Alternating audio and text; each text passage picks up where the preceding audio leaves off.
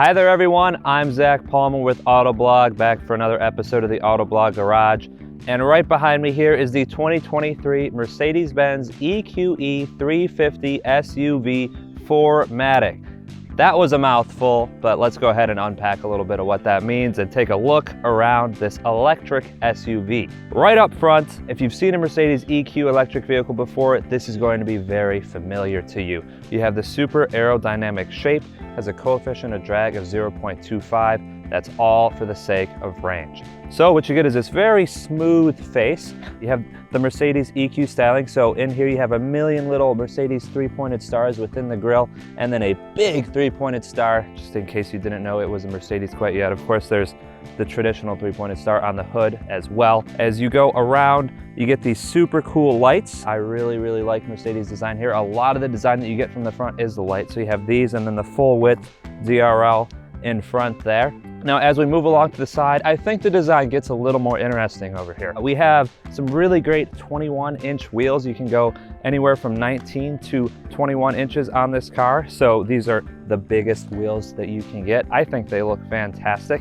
They really help the proportions of this car in general. Most of the EQ stuff, honestly, is a little jelly bean-like, almost like a pear. It's a very boring shape, but this looks more like a traditional SUV, and I like that. It feels, well, just more normal, like a Mercedes-Benz GLE, which would be the gas equivalent to this car. Of course, you do have the windshield washer fill cap over here, just like all the other Mercedes EQ cars, little EQE badge up there. You get some chrome window surrounds, and there is no roof rails up top here. Instead, you have a big old panoramic roof. Moving all the way around to the side here, I will point out you do have the flush door handles, so those pop in and out when you go back. But in the back, once again, a very rounded, simple aero focus design. You will also notice the helix lights back here, so that's to remind you of the filaments of a light bulb, of course electric, and the LEDs run all the way across the back. You get your EQE 350 badge back here along with the 4Matic. There is a non-4Matic version of this car, which is just rear-wheel drive. This one is all-wheel drive with 2 electric motors. And it's just very simple. There's not a lot going on back here. If you're a fan of simple design, this would probably appeal to you. But overall, very cohesive, consistent design. My favorite part of the back, though, is this little Mercedes badge back here that pops out when you open the hood. Also pops out, there's the rear view camera is hidden in there, so it doesn't get dirty when you drive around. Just a nice little boom, and up it goes. So now that we looked at the outside, I've already popped the hatch here. How about we hop on in and see what the interior of this thing's like? And welcome inside the EQE 350 SUV. This is definitely my favorite place to be to look at this SUV because Mercedes interior design is beautiful. I'm just gonna start out by talking about the spec of this one. You have these beautiful cream seats with the brown contrast on the dash, the brown floor mats, the brown on the doors. You have this really nice contrast stitching.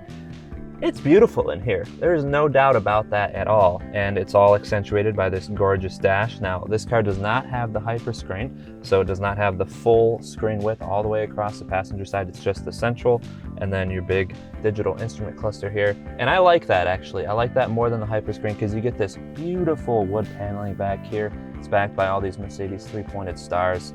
I could never ever get tired looking at this dash. It is very nice. And every single detail, same, beautiful. You have these awesome sort of bronze coppery accents for the vents. Really nice movement there. Everything is just really nice to touch, really nice to look at. It feels its price. It's expensive, and it feels it. Your main control panel here is, of course, this giant screen. Pretty much everything is done through there. So you got a home button, and that brings you to Mercedes Zero Touch Layer infotainment system. I like the software a lot. It's easy to get places. However, there are a lot of menus, and it takes a while to learn. If you don't like any of that stuff, you can, of course, just go to Apple CarPlay, and you can get your very traditional look stuff. There are no physical controls for the climate. Those are all done within the infotainment system. Same with the radio. You have a little volume slider here. If you like a lot of those physical touch controls, this might not be the car for you. And those physical touch controls, they transfer on over to the steering wheel, where pretty much everything is also haptic and touch right here. You scroll up for the volume, you can scroll for your cruise control changes. Everything is very touch, very futuristic in here, and Mercedes has done that for a purpose. As far as the utility of this thing goes, this is an SUV. People will use it for families. I really like how Mercedes has done this center console. So you have this sliding back and forth guy right here. So you can shut this if you want the nice flush look, or you can open it up and you reveal your cup holders, storage, and a wireless phone charger in there. There are a couple USB-C ports up here too if you want to plug in. And then down below you have a massive storage area down here with some nice high walls so things won't fly around. Really dig that. And you have a super deep center console here. You see how far my arm goes in there. It's pretty large.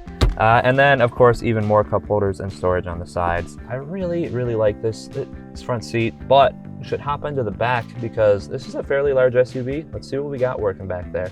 Welcome on into the back seat of the EQE SUV. Now, this isn't as large as the EQS SUV, but you can see from where I am, I'm 5'10", I've got this seat where I want it. I've got an abundance of space between my knees and the seat in front of me. If I want to stretch out, there's a lot of room underneath the seat for my feet too. Now, as far as convenience features back here, you look in the back here, you got some nice USB-C ports to plug into right there. Got some pretty nice pull straps right here for storage. And of course an armrest if you want to rest back here. I really like this door design, same as the front. You got the brown as well as white combo, and this really nice black paneling right here. Good metal to rest your arm on here. Everything just feels nice back here. There's no cheapness, no big cutting costs or anything like that. It's a really nice place to be, and also a ton of headroom. Mercedes did not skimp there. So how about we hop into the trunk though and see what this hatch has to offer us. So here we are at the hatch of the EQE. You just saw me open it with that fun little hatch pull right there with the Mercedes logo. Now in the back here we have 14 cubic feet of space, says Mercedes. It's pretty spacious, and it's it's not an exactly square space, but it is a very tall space where you can stack things up if you so desire. Got this nice privacy shade back here, and if you really want, there's some more storage underneath here. If you go ahead and pull the underfloor storage up, you can put a charge cord down here, or you can put any number of small grocery bags that's relatively short. So this is a fairly utilitarian electric SUV back here. It's not the largest, of course. This is a mid-size, but this will still get it done if you got a lot of stuff. So now that we've looked back here, how about we go chat a little bit about the powertrain and about how fun this thing is to drive and or isn't.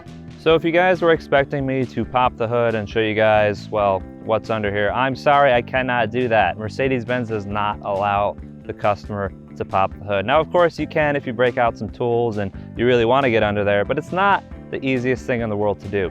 All that said, this being the EQE 350 4Matic, it has 288 horsepower, 564 pound-feet of torque from a pair of electric motors, one on the rear axle, one on the front. It most of the time just uses the rear to help it for efficiency reasons. It decouples the front axle, but no, that gives it enough oomph to actually feel pretty dang quick. The 0 to 40, 0 to 50 on this car is pretty rapid, honestly, for what it is. Now you can ramp it up to the EQE 500, get even more horsepower. There's the EQE AMG with even more on top of that. However, as it is, this is a pretty nice balance between range and horsepower. This is around 280, 290 miles.